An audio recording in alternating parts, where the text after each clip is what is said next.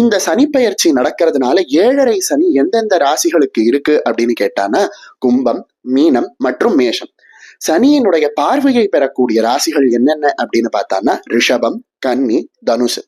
சனி பகவானினுடைய கருணையை, அதாவது சனி பகவான் கருணையோட எந்தெந்த ராசிகளுக்கு நன்மை செய்வார் அப்படின்னு பார்த்தானா மிதுன ராசிக்கும், துலா ராசிக்கும், மகர ராசிக்கும், கடக ராசிக்கும், விருச்சிக ராசிக்கும் சனி பகவான் நன்மையை செய்யக்கூடியவராக இந்த சனி பெயர்ச்சியில இருக்கார்.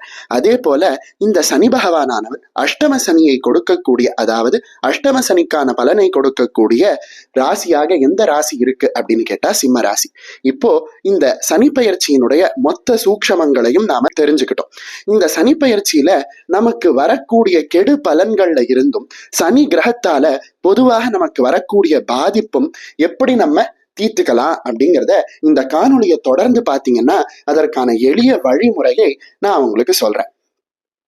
நவகிரகங்கள்லயே ஈஸ்வர பட்டம் பெற்ற ஒரே ஒரு கிரகம் யார் அப்படின்னு கேட்டானா அது சனி பகவான் தான். வேற எந்த கிரகத்துக்கும் ஈஸ்வர பட்டம் அப்படிங்கிறது கிடையாது.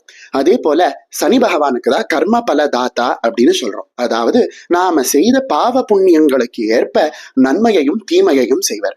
மற்ற கிரகங்கள் கருணையினால நமக்கு நன்மையையும் நம்ம மேல இருக்கக்கூடிய பகைமையினால, அதாவது நம்ம ஜாதகத்துல பகைமை தரக்கூடிய இடத்துல இருக்கிறதுனால அந்த கிரகங்கள் நமக்கு தீமையையும் செய்யும். ஆனா சனி பகவானை பொறுத்த வரைக்கும் அவர் கர்மத்துக்கான பலனை மட்டுமே கொடுக்கக்கூடியவர். நாம நன்மையை செய்தால் நன்மையை செய்வார், தீமையை செய்தால் தீமையை தருவார். அதனாலதான் சனி பகவானுக்கு கர்மபல தாத்தா அப்படின்னு பேர் இருக்கு.